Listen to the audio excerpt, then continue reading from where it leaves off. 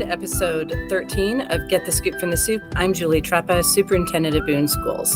Today I'd like to talk to you about school finance, mainly because it's often misunderstood because it's so very different from our personal finances.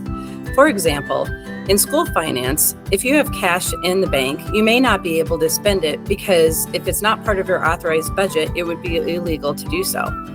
Also, if you happen to have money in one fund and would like to transfer it to a different fund, you may not be able to do that either because it might be illegal. So let me share with you a little bit about school finance, where the revenue sources come from, and what we use those expenditures for.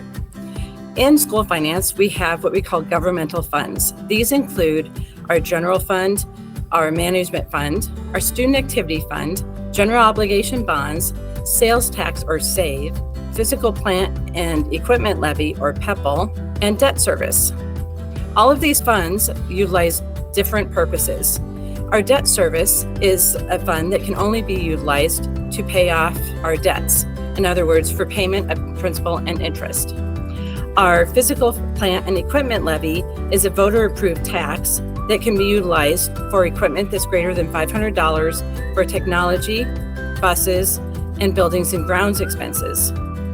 Our sales tax funds come from sales tax revenues and can be utilized for capital projects and construction, such as our Crossroads building or our gym remodel.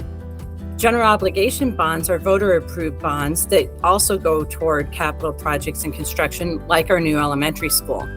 Our student activity fund is funded through gate receipts, activity fees, and fundraising, and that goes to support our co-curricular activities. And our management fund is funded through property taxes and is allowed to use for early retirement benefits, liability and equipment insurance, and unemployment.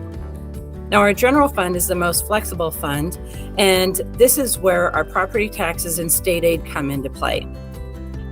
The general fund is the only fund that we can utilize to pay for salaries and benefits, which is one of the reasons why 75 to 80% of this fund goes towards salaries and benefits. The remainder of that fund pays for things like constructional materials and supplies. Within the general fund, we also have categorical funds, such as professional development, preschool, at-risk funding, and these are funds that can only be spent for those specific purposes. So preschool funds can only pay for preschool services. This is just a summary of the many funds that we have in schools and how we utilize them to pay for the items that our students need. I hope this helped to explain school finance just a little bit, and I look forward to seeing you next week on Get the Scoop from the Soup.